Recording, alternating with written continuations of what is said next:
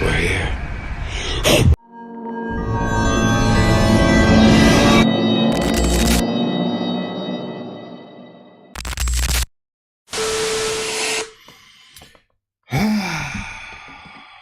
So guys, your boy Hugo the Savage back again for another Savage Talks Wrestling Monday Night Raw. It's not a review. That's what I should call this show, not a review show, because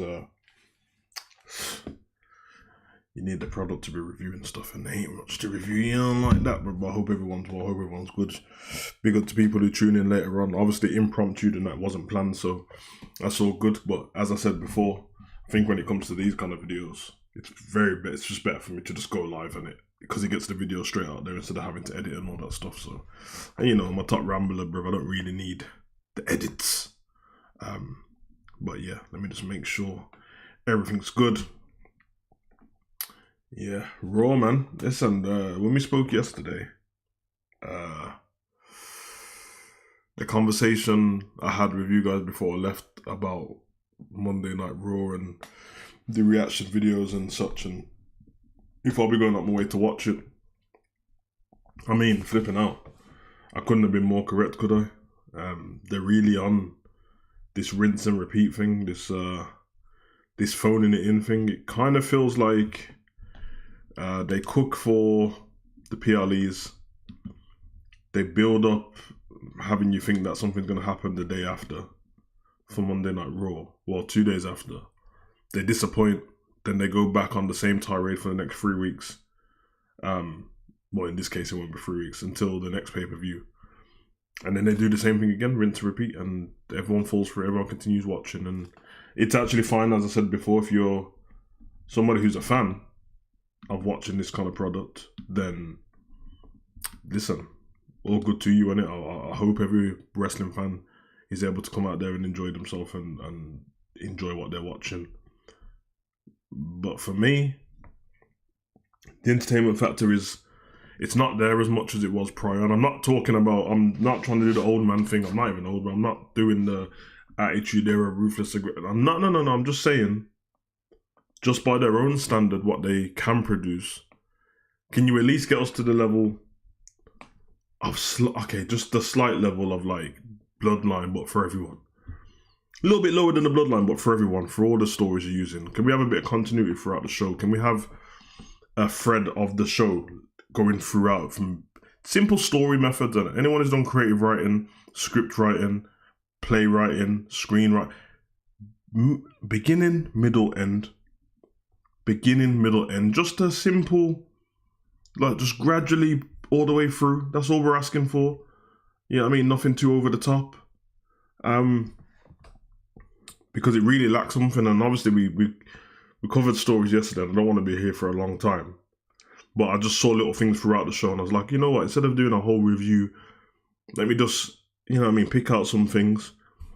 And, if there's anything good in there as well, obviously I'll mention that too.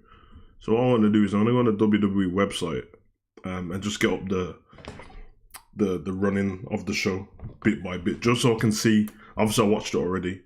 It wasn't the best watch.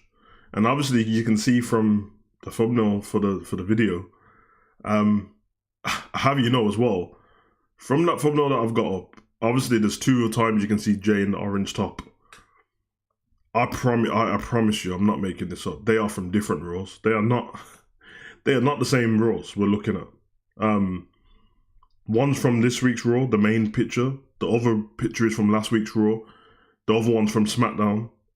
And then obviously there was the Royal Rumble, and then there's the Raw before that as well.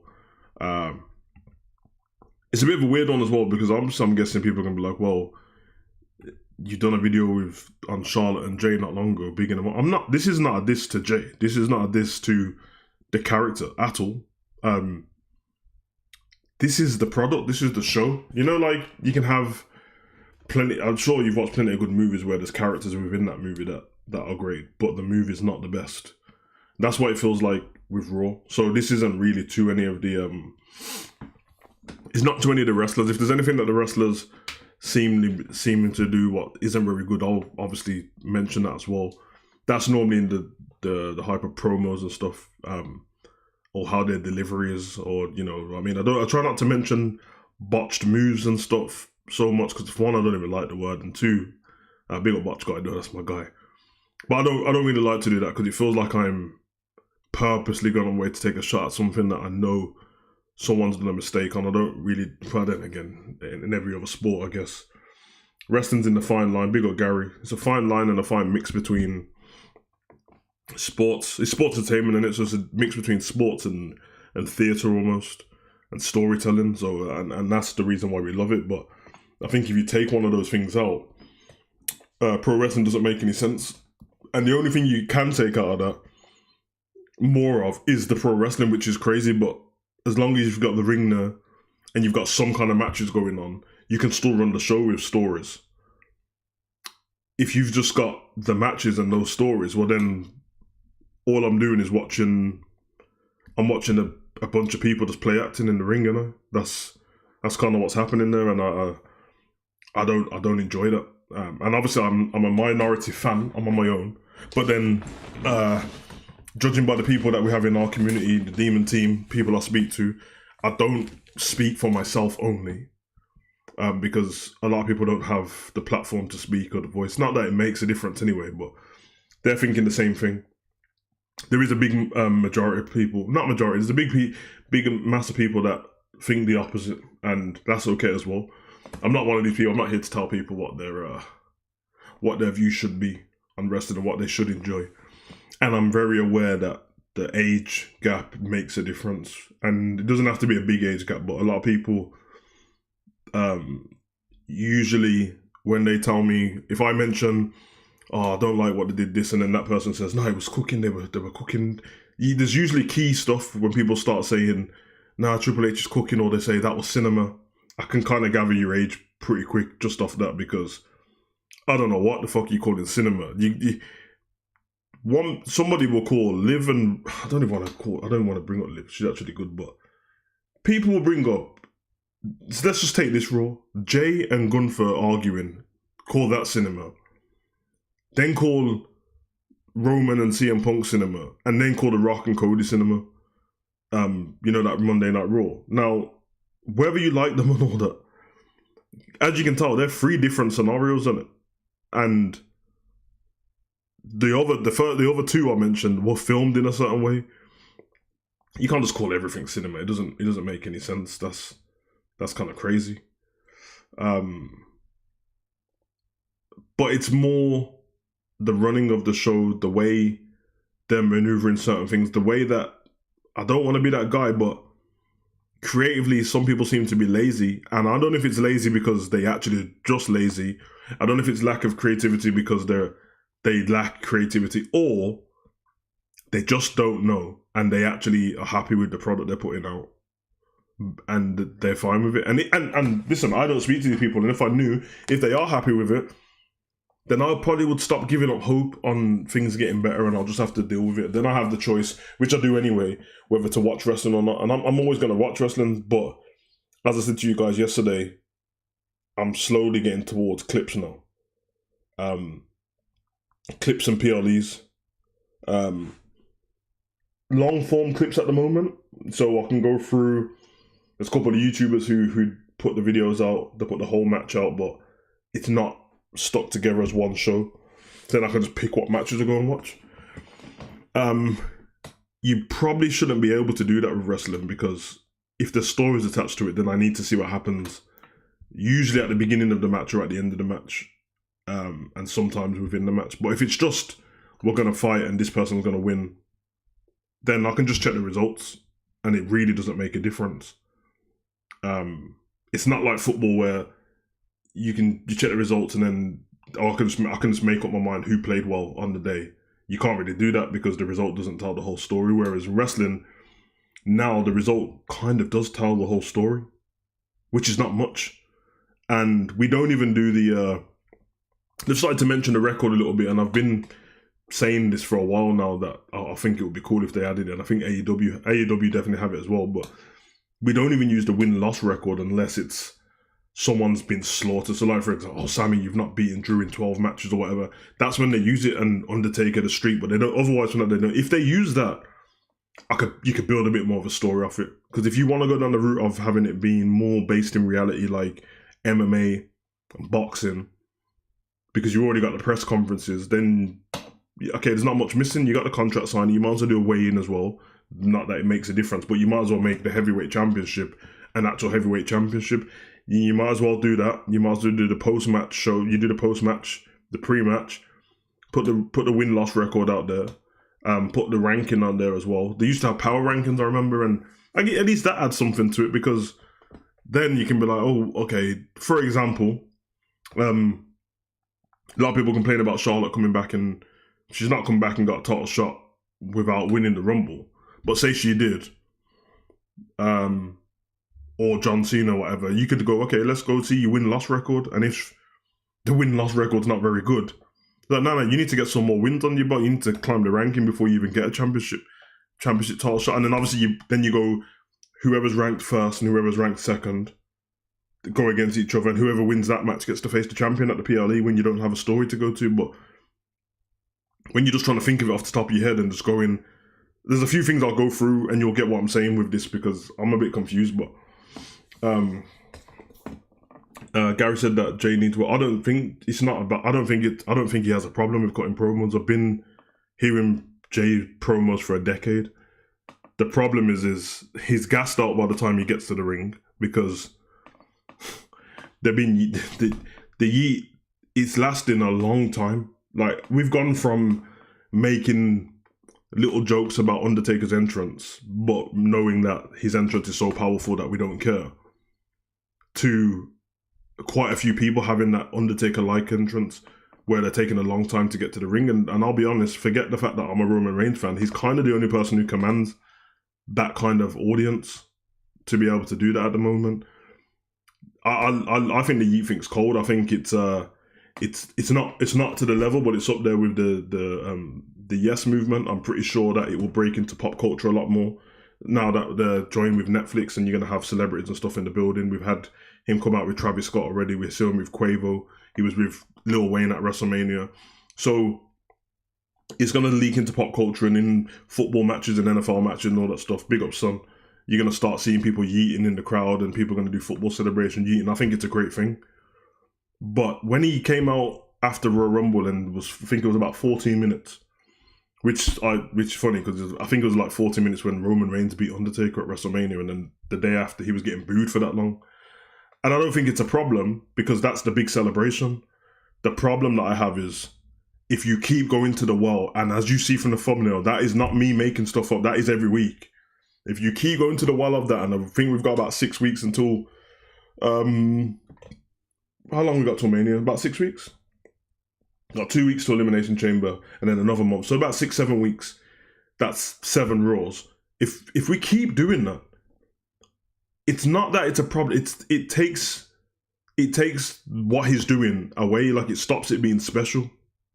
The Yeet movement won't be as big if he does it every week and then wins at WrestleMania. You won't be able to tell the difference. Now, when he goes to a PLE, when he goes to like Clash at the Castle and all this business, like he was in France, it's got the lights. I love it. I hear it, man. There's loads of things. It's fanfare at the end of the day. I'm not a grump, you know what I'm saying? I'm not in the stadium. If I was in the stadium and I paid big money, I want to yeet as well. You know, like that, because I paid big money, and that's why if you look at the crowd behind Jay, they're all very happy. They're not even on their phones, and if they are, the phone's in their hand recording, but they're yeeting because it's something to be a part of. It's something to go, oh, I was on telly doing this. It's something to, when you go look back at the videos, I remember when Jay came out and I was, you know what I mean? But I'm just saying, for the spectacle, keep it a bit special, innit? You know what I mean? Like, make it a bit shorter for now. Even if you like, you know what I mean? Just shorten it, him doing that.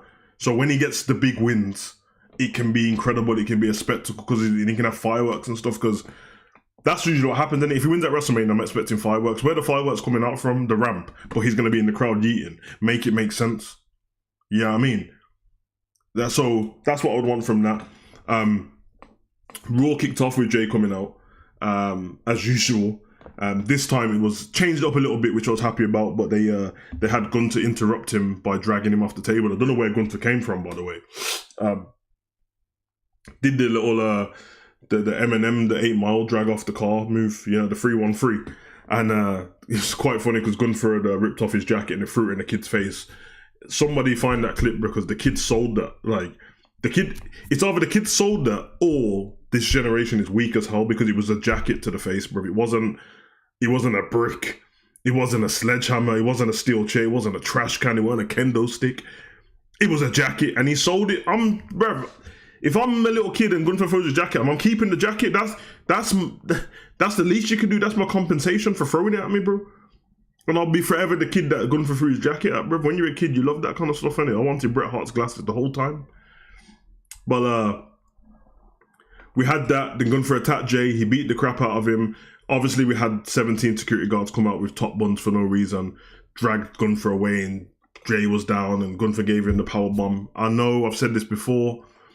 I love Gunther, but please, man, that powerbomb is terrible. I can't reiterate this enough. This is not the 80s, bro.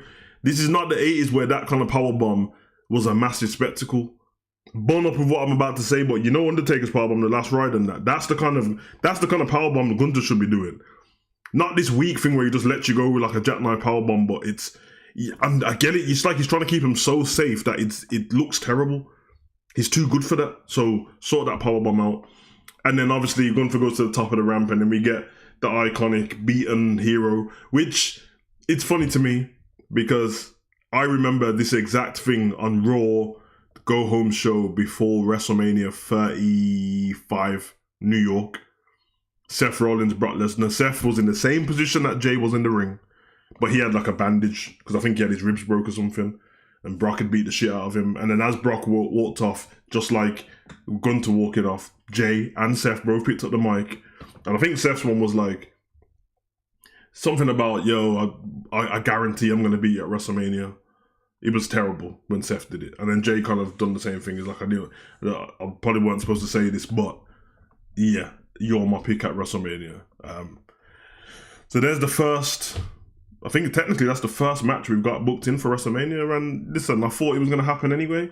I would love it to have been something different just because for the shock and awe of it, for the less unpredictability and less predictability. But listen, some things are predictable and are still good. They just got to have a great match. It has to be where Jay's pulling out different moves and stuff at WrestleMania. It can't be just super kicks. And for me, leading up to WrestleMania, Gunther's story in this is, I don't even want to fight you, bro. You're not worthy of me fighting you. I've beat you already on Raw. It was easy. No, at Saturday Night Main Event, it was easy. So I've beat you before already. Why did you pick me? I told you not to pick me. And he told us last week, Gunther, he said, if you pick me, I'm going to make your life hell.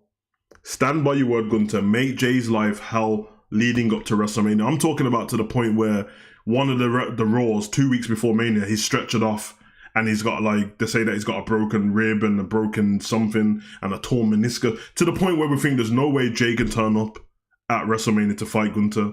And then you have the same thing go on where he obviously beats the shit out of Jay at WrestleMania, but Jay's doing the beaten hero thing. And then you get Jay to get the better of him somehow. It doesn't have to be a clean win. It can be a banana peel in Gunther's favour. Gunther can start getting cocky and start taking the piss in the match and that and trying to belittle Jay, and it can backfire. Can hit his head off the ring post or the table or something. You know what I'm saying? Jay can get him. That's all you have to do. And we can see a different side of Jay where he's a little more aggressive and serious, but you can't have Gunther just lose clean at WrestleMania because he lost clean at WrestleMania last year to Sami Zayn. And then all of a sudden Gunther's record doesn't look the best because he's such a big guy. He should be fighting against the top tier talent in terms of the heavyweight champions and stuff like that. The fact that he's already got a loss to Sami Zayn on his record, clean by the way, there was no cheating what Sami Zayn did at WrestleMania. Yeah. It started to look like Gunther's Intercontinental reign was stronger than his WWE Championship reign, so hopefully they move from there. Big up Scooby in the chat. He said, think Gunther still beats Jay at Mania. I don't think he does, but it'll be interesting to see what happens. Moving on from there, we had the women's tag team match. Io Sky and Dakota Kai would take on Liv Morgan and Raquel Rodriguez. Essentially Judgment Day versus the Bailey Buddies and the Damage Control, but I will say for the most part in this match, funny enough, I actually enjoyed the match. a lot of the talent in the ring I'm high on. I like seeing them. I like seeing get a bit more time in the ring as well. It wasn't perfect. We had a spot where Liv got a big gash on the side of her face and she sold it like a trooper. The blood was pouring down. She didn't get any stitches. Even backstage when we saw him in the clubhouse, she still had it. I really rate Liv. I think she's been doing top tier work over the last year, and in fact, not the last year, because I remember I gave her the most improved wrestler of 2023. I think it was. I think that's when she beat Ronda and she had that. Do you remember that she had that ladder match? Not a ladder match, table match. And from that table match onwards, I think up until that point, I said that she needs to stop crying after matches because she kept making everything this overly emotional thing when it's just regular matches. Since then, she's been a badass. She's been, even with stuff that I haven't enjoyed, her and Rhea have been trying to do the best they can to uphold the women's side of the brand. Io's obviously dope anyway in the ring. Raquel's actually, I'm liking what they're doing with Raquel a little bit more because I can see a bit more personality about her. Before they had her being very generic. Her entrance is generic. It's the entrance is proper. It's proper like Mexican generic, and it like Latina, have some Mexican music, and also just have your name on the Titantron with no video behind it of her like Tejada bombing people and stuff like that. No, just have your name on there, just Raquel, and it we'll even change your name, and he was this Rodriguez. No, Rodriguez now, no Gonzalez. He's Mexican still. Just have that name. She's doing the Big Daddy cool look. I like how she looks in that, man. I think it's great, and I like her and Liv as a tag team. I think you want to do great stuff with the women's tag team. Now you've got another tag team in there because I don't think they're both going to be in the title picture very soon. But we'll see what happens because of the Elimination Chamber and stuff like that. We'll do a separate video on Elimination Chamber though. But yeah, the match ended with a... Oh, and I have to mention as well, obviously there's an Oblivion in this match, but there's that backstabber move that Dakota Kai done was so cold. So cold. And then there was the... What was it like? The Oblivion... I'm losing thought now. It was like a Oblivion off the shoulders of Raquel Rodriguez or something. Cold anyway. I like that. Over the Moonsault won this match, and Io Sky and Dakota Kai picked up the victory. I think any team with Dakota Kai needs the victory because she's always injured. So it's good to see her back in the ring. They need to start doing more stuff with them. Need to add a bit of story there. I think they should do a whole overhaul of WWE in terms of giving us stories, backstories to these wrestlers, just so the fans can connect with them a little bit more. Because I feel like not religiously, I'm subscribed to a lot of these wrestlers' YouTube channels and stuff outside of wrestling or Twitch streams and stuff like that. And they've all got personality to them. Like I'm subscribed to Indy Hartwell. She seems great outside of wrestling. Zelina Vega and Dakota have their own channel. It's very fun. It's very anime based and stuff like that. And I'm like, whoa, damn! How come they just don't let us see this in wrestling? And if Dakota Kai and Zelina are like best friends like this, and we never, and like, what you can't throw them in a tag team. Like they're not doing anything with like. I get it. Io Sky doesn't need to be in a tag team. That's what I mean. Who knows? But yeah, I think they should do a little bit more of that. Moving on from there, we had Bayley versus Lyra Valkyria for the Elimination Chamber qualifying match. Very easy and very quickly. Like we knew what was going to happen in this match. I'm sure none of you are surprised that Bayley won this match. Caught her with the roll up, decent match, iffy in parts, but yeah, like the problem that WWE have is it's not so much the match itself, but obviously I can pick very simply who's going to be in all of these Elimination Chamber matches, which means that there was no shots on this show for me. I spoke about it yesterday. I knew that Logan Paul was going to win. We'll get to that. So it's like, if I already know that, then you can't even swerve me in any way, can you? Unless you throw a fucking story.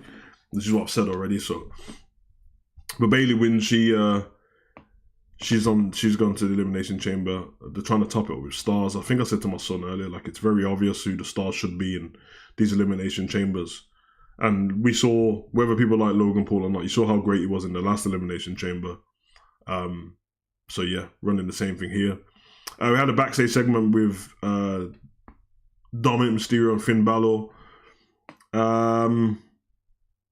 Actually, I think we had Dominic and Drew and AJ Styles in the ring first. We had a standing ovation for AJ returning. Everyone seemed to be very happy that AJ's back. It was good seeing him. He had a nice promo in the ring, cooked up Dom on the mic. Yeah, that was kind of it, really. Obviously, he's lost the Good Brothers now, so AJ's back to being on his own. So it's going to be interesting to see what happens with him going forward. But I'm sure they'll just waste him in some way. These lot are not the youngest guys anymore, so they need to do a little bit more with them and get the most they can out of what's going on. But we obviously had, as I said, the backstage segment between Finn and Dominic. They've been teasing like little problems between both of them for a while now. It's getting to the point where, like, listen, if you're going to split the Judgment Day up, just split the Judgment Day up, innit? We're not interested in dragging it out because nobody cares enough. Not to mention we had Liv. She kept saying when she got up with the gash on her face, like, we need to get another member. We need to get another member of the Judgment Day. And then Dominic's kind of saying, like, listen, things seem to have gone downhill a little bit. I feel like we need someone since JD's gone, which is quite funny because if I'm correct, didn't JD just hit his head last week? This is why it was only last week that he got concussed. So I don't know what Dom's talking about, but yeah, it seemed to mean that. Big Scooby said, yes, for real, 0 shot factor on any of these chamber matches. Well, at the moment, I mean the swerve in terms of who's going in there. I don't think there is one. They can shock us at the chamber, but I don't think so either. I think the women's one is the one where it's a little bit more unpredictable about who's going to win and take on Rhea, even though I feel like it's probably going to be Io Sky or something like that. Whereas the men's one, yeah. Well, when I do the prediction show, I'll get it, but I think everyone might have the same idea of who's going to win, and it ain't John Cena, so. Confrontation between Bron Breakker and AJ backstage. Bron Breakker with his cowboy hat on. Yeah. It's always good to see, like, a talent like AJ go toe-to-toe with Bron Breakker, but again, I don't need... When I say story, I don't need endgame worthy storylines and stuff like that. And some stories are going to be shorter than others. Some stories are just done better than you. And you're a mouthy young talent and I need to put a stop to you. But just have a payoff. Thread something through, because if you just have a match between AJ and Braun, if you're not going to take the title off Braun, that thing's going to be over very quick. I think you just said as well, Scooby, Dom versus Finn at WrestleMania. I don't think anybody wants to see that match. But anyway, move on from there. We had the World Tag Team Championships on the line. No, was it? Yeah, it was. It was on the line. The titles were on the line. Good to see the tag titles on the line. Just because, innit, they need more importance. I have to say something as well. Backtrack a little sec. The Bayley versus Valkyria match. Obviously, Bayley won. We knew she was going to win. Do you guys think that they just wasted a spot in that match when they could have had somebody else take on Bayley? Because Lyra Valkyria going into the chamber doesn't make any sense. She's only just won the Intercontinental title. She's not even defended it, I don't think, which means that she's lost a match as the champion before she's had a title defense, which makes her look weak. In turn, makes the Intercontinental title look weak because she doesn't care about the title enough. She wanted to go into bigger and better things straight away. That's not how the Intercontinental title should be. That it's the workhorse title. It's the title that people defend all the time. It's the title that Gunther made bigger than the main title not so long ago. It's the title that Macho Man and all these people, and even the Miz a few years back when he had the white belt, made it look bigger than the championship. So didn't make much sense them doing that just for her to lose. Different if she won, but she didn't. She just lost in it. So anywho, the tag team match. I didn't care for this tag team match. It's Creed brothers taking on the War Experience, the Viking Raiders, the Viking Party, the War Experience, the Vikings of Shore, the Netflix Vikings, the Vikings in it. Nobody cares about this match, bro. Couple good spots in there. There was that splash that Ivar hit on Julius across the barricade on the outside against the advertising board. I thought that was proper. That looked painful as hell. Like, if they just pinned him after that, I wouldn't have been surprised. Crossbody across the advertising board. Proper impact. Thought it was a little bit dangerous considering what happened to JD last week, but I guess you got to do your job in it, and I'm not the one in the ring, so as long as they're safe doing it, whatever. But obviously, it ended in a disqualification match. I can't remember how. I think it was Julius. Yeah.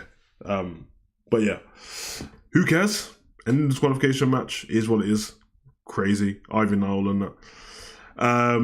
Then we had an in-ring between Logan Paul and CM Punk. An in-ring that I thought should have probably happened last week. It should have happened as soon as...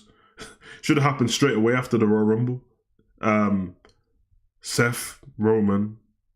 No, not Roman. Seth. Yeah, Seth, Roman, Punk, all of the... Like... Yeah, they're supposed to be mad at Logan Paul on it. So I think... it should have happened straight away.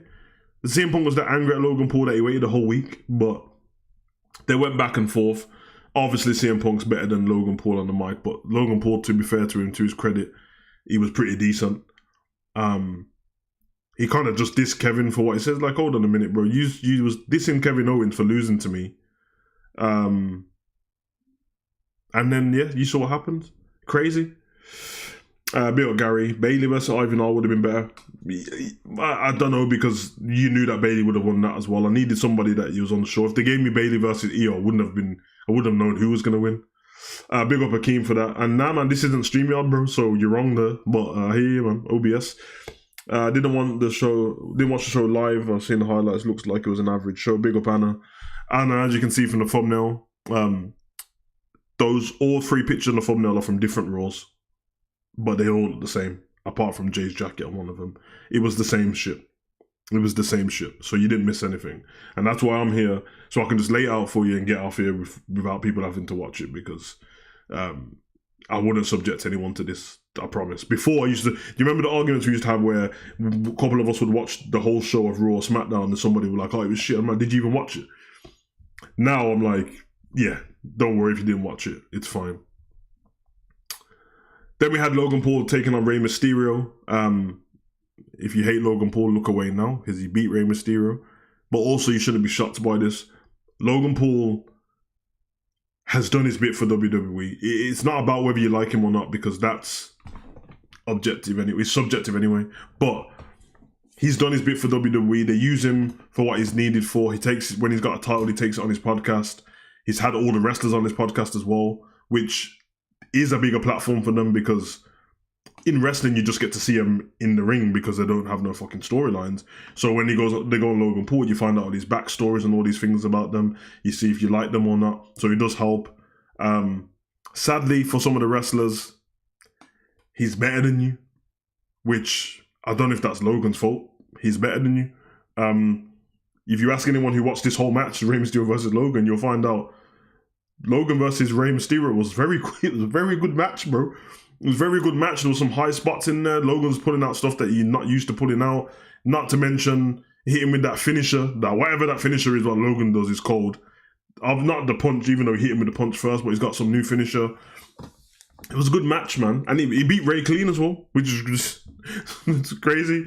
I expected him to win the match. I said it yesterday, but I didn't think he'd beat him clean, but he did.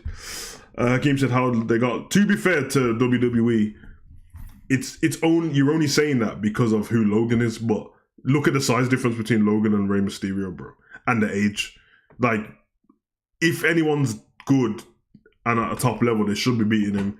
And that's how they booked Logan Paul now, whether we like it or not. I don't like the fact that he's booked like he should be up there with Roman and all that, but even on the game, he's like 91 rated now. But that's what you pay for, innit? You seen the Prime bottle in the corner of the ring, the Prime bottle on the ring, the Prime bottle's on the game, the hydration station is on the game, you can use it on the game, you can throw bottles at people, you can do backdrops on the bottles. It's integrated, man. I am of the opinion, I've accepted now, reluctantly, that some of these things are going to happen in wrestling, and that's probably the reason why I can still watch it, because little things like, I've seen people moaning that Speed and all these people are going to be Royal Rumble. As long as Speed didn't win, I was fine with it. And as you saw, it's the biggest clip out of the Royal Rumble. Out of everything that happened at the Royal Rumble, John Cena, Roman, the biggest clip is Speed being speared by Braun Breaker, which is a celebrity. I know people want to do the old person thing, who the fuck Speed anyway. Listen, you can keep saying who the fuck Speed, but Speed has got 35 million plus subscribers on YouTube. And every time I watch a stream with him, when I'm with my son, I think, I can't even remember, there was like 370,000 when I was watching the Brazil stream and that, in a stream live. So they are people, like, you can't just be ignorant to things. You're allowed to not know. You're allowed to, like, not care. But to be ignorant and act like, who are these people? People don't just stop being people because you don't know them. Get to know who they are, innit? You know how many, like, I watch anime. The amount of people, if I mention something to them, they're like, nah, I know how you're talking about, them anime people. I'm like, okay, but you want to come to Comic-Con with 100,000 people there dressed as Goku and talk about it? Or I don't watch that stupid Star Wars thing. Do you want to come Comic-Con and see all the people dressed as Darth Vader, bro? Yeah, I mean, there's loads of stuff that I'm not interested in. And it's got a big, wide audience. You never realise it because you live in a bubble. And let's be honest, as wrestling fans, there is a bubble. There's the wrestling bubble. I try to veer out of it. I have to more often than not now because wrestling's not as good as it was. But people who stay in that wrestling bubble, that's why they get shocked when people end up coming in. How many times... I bet loads of people don't know who Jelly Roll is, innit? I knew who Jelly Roll is already. When he came in, it's like, oh, who's this fat guy they've got in the ring? Then he drops the choke slam. And it's like, oh my God, that choke slam was incredible. Jelly Roll's big, bruv. You know what I mean? The same thing with Bad Bunny. Loads of people didn't know who Bad Bunny was. I did. I was a bit worried about him being there. Bad Bunny gave us one of the best moments of that year. The Puerto Rico show, Bad Bunny's entrance alone was incredible. And if you see a Bad Bunny concert, good luck trying to outsell Bad Bunny in a concert. It won't happen, bro. And I don't care who you are. Not Kendrick Lamar, not Eminem. Try and outsell Bad Bunny in a concert, bro. You gotta be Bad Bunny and Taylor Swift, bro. Good luck with your winners. So that's what I'm saying. I've had to come around to the idea, and I'm of the opinion now. The little things that I don't like in the show, I was like, okay, wrestling has always been a variety show, innit? We had Snooki from Jersey Shore at WrestleMania, and I used to watch Jersey Shore as well, but I didn't want her at WrestleMania. It's supposed to be something for everyone, and sometimes those things don't mesh together and you don't like it. So I understand the people that don't like Logan Paul. For me, I don't mind Logan Paul. I used to have more of a problem with Jake than Logan, to be honest. But I don't mind them. Did I want him in wrestling? No, I didn't. Not one bit. Do I like him in wrestling? I don't care for him in wrestling. But when he does show up, seemingly he does his job better than some other people. That's all I'm saying, innit?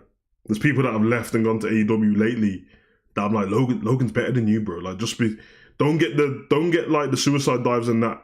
Don't let that confuse you, bro. At the end of the day, what people like to see, all that stuff on the mic and that. So, is what it is. Big up Anna. So I gotta agree, a lot of wrestlers who have been in the game for years look so bland next to Logan, and it hurts. I know it hurts. That's the worst thing about it. You want to lie to yourself. You want to feed into nah. Come on, man. Logan's not even as good. The moment I saw him in his first match, I was like, shit, he's actually dope, innit? Because the ideal thing would be for him to fail, everyone cook him, and then he leaves and finds out it's too hard. And he's not there all the time. He keeps going away and coming back, which means he's got ring rust and stuff like that. Remember, before we was only getting Logan on pay-per-views. He was turning up every 2-3 months. Even the last Elimination Chamber, he was the biggest star in there, remember he was drawing devils on the Elimination Chamber stuff. He knows what he's doing because when he's playing the social media game, when it comes out of the match, he's definitely going to lose all the time in the big matches, apart from the United States title, of course. In fact, I don't even think he's run at WrestleMania. I think he's lost every WrestleMania match, but what always happens is you go to social media and then they release something where there's like some mic'd up promo from inside the chamber or inside the Rumble or inside some Mania match, and it's always Logan, bro. This geezer done an elbow drop on Roman, recording himself off the top rope. Why can't... Didn't Austin Theory used to take pictures with people while he was in the ring? He'd beat you up and take a picture with you. Why can't he do the elbow drop recorded himself? Like, why is the biggest videos WWE got in the last few years been like KSI getting RKO'd and Speed getting speared and Logan doing the remember the springboard crossbody with Ricochet, or the elbow drop with Logan, or the RKO to Logan on his own prime bottle? It's all the same thing. So for me, as much as I'm lenient with the wrestlers because I know that creative have a lot to do with what they're doing, you do all have a phone, you all have Twitch and cameras and decent money. Use your social media, man. Get your character over to the point where WWE can't ignore you, and trust me, it does work. Triple H isn't Vince. Triple H isn't taking people's Twitch off them and that anymore.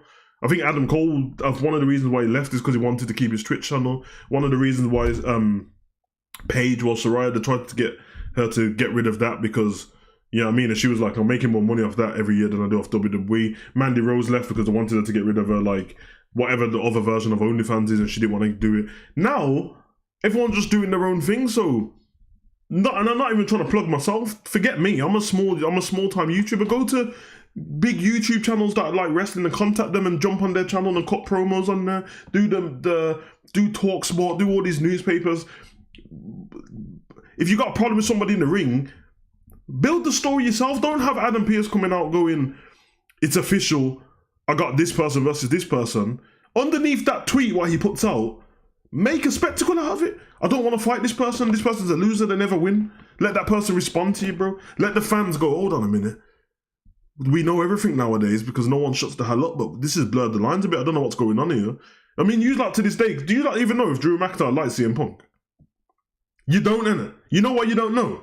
Because all Drew kept doing while CM Punk was injured was slaughtering this guy on Instagram, on Twitter, and he was saying some personal things to the point where you're like, it's either he's had a conversation with CM Punk and they've both agreed, let's just sell whatever, or they don't like each other. Seth and CM Punk do not like each other, bro. But you wouldn't be surprised if 5 years, 10 years down the line, go, oh yeah, that whole thing, we made up when I returned to the WWE, but we just kept it going. Remember when Seth lost his mind at the War Games and no one knew what was going on? To this day, you don't even know, like Seth said, I didn't know that he was coming back. So to this day, we don't know. That's wrestling. That's pro wrestling. All of this, like, oh yeah, this is official. All this, I said again, there's a backstage segment, I think I have it here.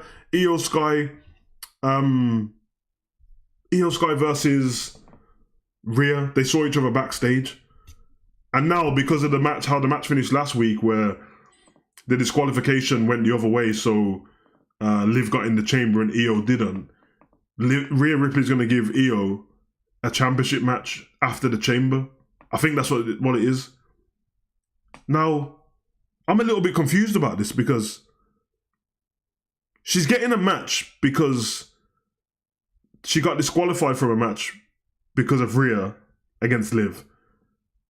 So she doesn't have to be in the chamber. So actually she just gets to have a one-on-one match against Rhea where everyone else has to go in the chamber and get their ass whooped in there. And if Rhea doesn't win, like what the fuck's going on? Does that even make sense? Well, that's the equivalent. That's the equivalent of CM Punk not being in the chamber, and Gunther says, yeah, you know, after I fought Jay at WrestleMania, or after I fought Jay next week, I'll fight you. I'm like, bruv, what the fuck did he just win the Rumble for then? If you can just get a title shot, like the WWE, make your mind up. Can you just get a title shot, or can you not just get a title shot? Because if all you have to do is bump into people backstage, then everyone's wasting their time. I remember that pay-per-view we both humbled ourselves. Yeah, he was good in it. He was good in it. Drew trolling Punk didn't make that feud without that. It would, yeah, because remember, CM Punk wasn't around. He had tore his tricep again. Remember, in fact, it wasn't even meant to be. It was meant to lead up to CM Punk versus Seth Rollins WrestleMania. Very simple. Move on from there. We all had the prediction of what was going to happen. It didn't happen because obviously in the Royal Rumble, Drew hits him with a feud shot DDT, tears his tricep, and instead of just leaving it, Drew goes, nah, you know what I'm going to do? R.I.P. Punk. I'm going to get t-shirts with R.I.P. Punk on him, and he made a storyline from it. And it ended up making a spectacle at WrestleMania when Drew cashes in. Oh no, when Damian cashes in on Drew after Drew beats Seth Rollins, and then CM Punk, he gets involved in that. So that's how you make a storyline, man. I keep saying it, bro, and I think I stand corrected. You know what I mean? They're out here releasing people from AEW, they're releasing people from WWE, and I was speaking to my friend on the way back from the gymnasium this morning, and he's turned into a casual fan to the point where, like, it's almost annoying because he just says stuff. I think he just sees stuff on Twitter and that now. So he's like, oh yeah, they've released these people, it's going to be great. But my bruv, it's going to be great. It sounds like the roster's about to get stocked up again because you got Ricky Starks and then Aleister Black and Miro, and then you've got Rey Fenix who's ready to leave. But are you confident that these people are just going to come to WWE and it's going to be fine? Because of the people they just released, they did the same thing with AOP. AOP got... Everyone forget, like, Aleister Black got released first. He didn't just leave. So, like, they got rid of people brought them back to get rid of him again. I think Samoa Joe got brought back twice as well. AOP got brought back twice. Bray. Like that. Braun. So I'm just saying, like, it doesn't really work like that, does it? I don't know, man. Listen, all them 3 people that just left AEW, in fact, I don't want to say released, because I think Alistair, I don't think he got released. I think his contract ran out and they didn't renew it. He's the one person, he's not the one person actually, because I love Rusev in it, but anyone who's been watching the channel for a minute knows that I even used to have the Alistair Black intro as my theme song. Like, he's cold, man. He's cold. Do you think Alistair Black will return? I hope he does. We need a dark character. I agree. Put his wife with him as well. Get her out of the LWO. I get it, you got how you do with the tattoos and that. Put Mendoza and my guy back on NXT. Let Ray be on his own because he's Rey Mysterio. He's got Dragon Lee anyway. And put Zelina with Alistair. She can be a manager. She can be a manager and a wrestler like she was before. Because when she was the manager of Santos Escobar, she was great. No, it's Andrade. She was great. She was poisoning Montez and doing what? Put her as the manager again. And then when she needs to whoop ass, she can do the dark character. I just spoke to you guys about Dakota Kai and Zelina Vega's YouTube channel and stuff like that. She loves cosplay. That's why she keeps coming out looking great at Royal Rumble and stuff like that. So she's gonna embrace that. You know what I mean? Don't be doing this. Let Alistair Black come back and you're gonna put him with Carrion, and then you're gonna do like the final testament. Bro, you know what? It's winding me up thinking about it. Alistair Black and Karrion Kross on NXT were amazing. Amazing. Like, there's characters everywhere. This is not hard, man. Like, don't get me wrong. I don't know the full scope of how to book a wrestling show. I don't. So it's easy for me to say that from my desk. I understand it. But one thing I know is I'm creative as shit. And I've definitely said ideas on this channel way better than what we've seen. And I've said it before things happen as well. So it's not like, well, it's easy to say in hindsight. Because, no. I've booked stuff on this channel. I've said stuff leading up to different things. And they've ended up going with what I said and done it the wrong way. And it sucks. I remember, I booked the whole Big E thing. I was doing that. Big E being champion. I was doing that before it existed. Main Event J. I was saying that before Main Event J existed. Bruv, the bloodline, I was saying it before it existed. I remember it because everyone was like, Samoan Dynasty, the bloodline. But I'm just saying, like, don't get me wrong, I'm not that guy, but book me in it. Like, give me the job, give me a probation period. In fact, give me a probation period and pay me the lowest wage. The lowest wage you pay anyone at WWE, pay me that from my desk. And all I'll do is I'll write a script every week and send it into you because some of these things I see, the backstage segments are boring. This thing where they keep interrupting each other from, like, they're coming from the side while someone's talking. And I'm just thinking logically, and I'm sure you guys know this. How do they always act surprised that someone's turned up when they're coming from the side? You can see them. You can see. Think of what I'm saying. Please pardon me on it because obviously I'm not in front of you guys, so it's going to be mirrored how I'm saying it. But you've got Kathy Kelly or Jackie Redmond facing us at home, which means there's a cameraman where I am right now to you guys. To the left of her, to the right of her actually, facing the camera, she's got the WWE superstar, she's talking. Which means the WWE superstar is facing the right of Jackie Redmond. How do they always act startled when somebody turns up? Oh, I didn't see you there. Motherfucker, you just saw me walking the whole time? What are you interrupting me for? I'm getting attacked from people. You got Nakamura chilling in the background like a creep for no reason. Just stop doing that shit.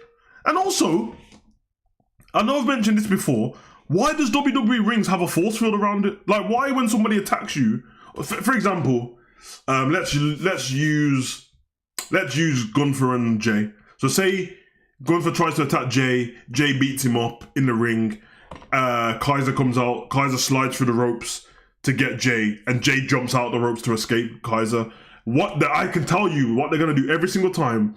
They're gonna run and bounce against the rope inside the ring. They're gonna point at them and shout. The person on the ramp's gonna have like a grin on their face, like they've escaped death. And then nobody leaves the ring to get that person. I'm like, bro, it's not a force field. And also, you don't want to pull this is Triple H's fault, by the way. I like when Jacob Fatu and Tama Tonga and Solo do the backstage entrance. We don't need that for everyone because you keep pulling the curtain back on the gorilla position.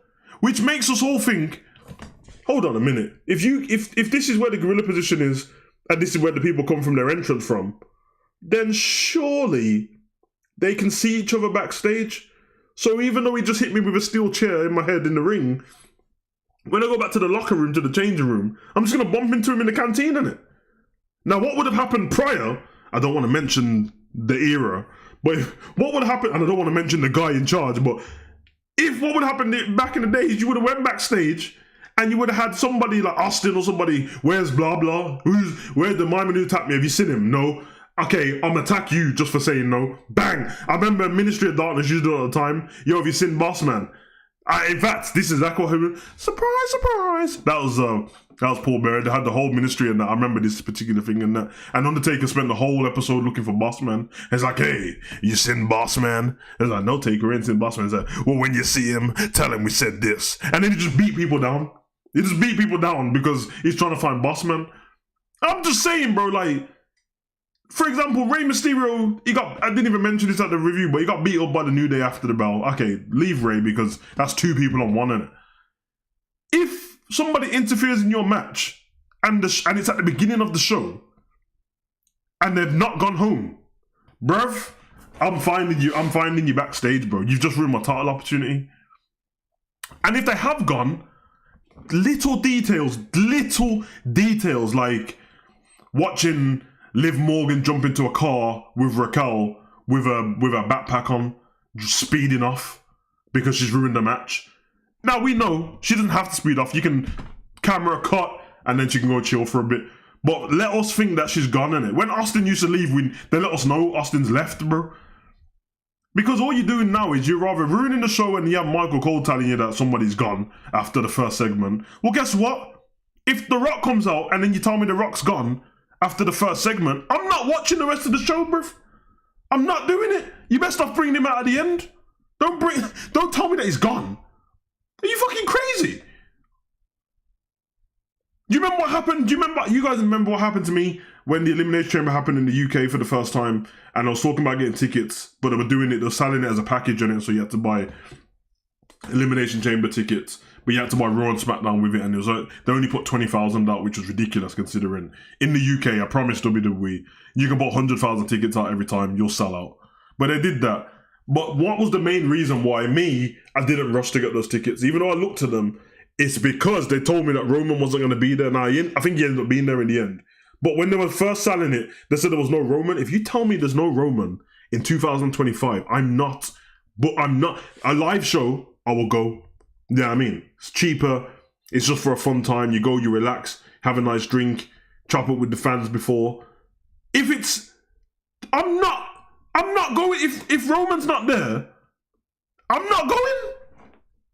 I'm not going. So what are you gonna tell? I dare WWE put a pay-per-view on, and unless you send me the media pass, if I don't tell me that I don't get to see Jay and I don't get to see Roman and I don't get to see Charlotte. Oh yeah, and on John Cena's farewell tour, I don't get to see him either. I ain't going. I ain't going. I'm keeping my money and I'm buying another dog just because. Just for that, I'm taking the money because remember WWE tickets now are the price of holidays. So I take this $2,000 and just go New York in it, because why would I? Come on, man. Speaking of John Cena, before I get out of here as well, where the fuck is John Cena, bro? Is he? I know that he was talking about going to Hungary or something to shoot something or whatever, but fucking hell, like, I know the year's just started and we've got a whole 10 months after this of John Cena, but now I'm starting to worry. Are they just gonna give us John Cena like once every 6 weeks? I thought the way John spoke, it was almost like he was gonna integrate into the roster and actually be fighting. Not, don't get me wrong, I don't get to see him on Raw every SmackDown or every Raw, but like twice a month. You know what I mean? One Raw, so you got the first Monday Night Raw of the month, and the last SmackDown of the month, and then a PLE. That's 3 times, isn't it? But if they're just going to do the part-time John Cena thing, then him announcing his retirement, he was best off just... And I'm not... Listen, I'm going to be patient. But I'm just saying, if this does happen, you're best off just saying, at WrestleMania, I'm retiring. Who wants to fight me? Because... Yeah. And for me, being in Hollywood, we saw what happened when The Rock was in Hollywood. He was against John Cena, and The Rock was filming vignettes to diss John Cena and stuff like that. Half of the time he was never there, Fruity Pebbles, everything. So I don't see why John can't do the same thing. It's getting a bit sticky, John, that you dissed The Rock the whole time, saying that he left WWE for Hollywood, and yeah, probably should have waited, innit? Yeah, but anyway, I'm gonna get out of here. We're approaching the hour mark, and I only wanted to be here for an hour. It's always good. It's not therapeutic because I don't need therapy for wrestling anymore, but it's always good to chop it with you guys, whether there's loads of people in here or not loads of people, and people watching it after. I'll be back again, maybe tomorrow. We did yesterday. Today, if there's any more news to talk about, again, send it me on Twitter. If you send it on my Instagram, I'm probably not going to see it, but I'll get better at that at some point, because as I said, my last Instagram post is still WrestleMania 39. So yeah. Hollywood is The Rock. No, Roman and Cody 1 is my last post. So I get better at that, but send it me on Twitter. Actually, you might send on Instagram. Big up to all the people that sent me me and Brown Chang being in the Raw package. That was pretty cool. A lot of people tagged us in there. A lot of people that I didn't even know watch the channel tagged us in there as well. So that was pretty dope. It was about 3 seconds, but listen, it doesn't matter. It was 3 seconds. I was on Raw, and now I'm cemented in wrestling history, bro. Anytime you watch that Monday Night Raw from last week, the Raw after Royal Rumble 2025, you're gonna see me, and you're gonna see Chang on there, and it is what it is, unless I decide to do something crazy and WWE want to cancel me, because you know they're good with getting rid of that stuff. But love for the love, everyone. Big up to everyone coming in later on. Anyone watching now, big up Anna. Again, Anna, you already know the vibes. I hope your mom's well. Obviously, let me know if you need anything and all that stuff, and get out there. But yeah, man, it's been emotional, guys. You know, like that. Do I have your attention now? Behold, the new face of fear.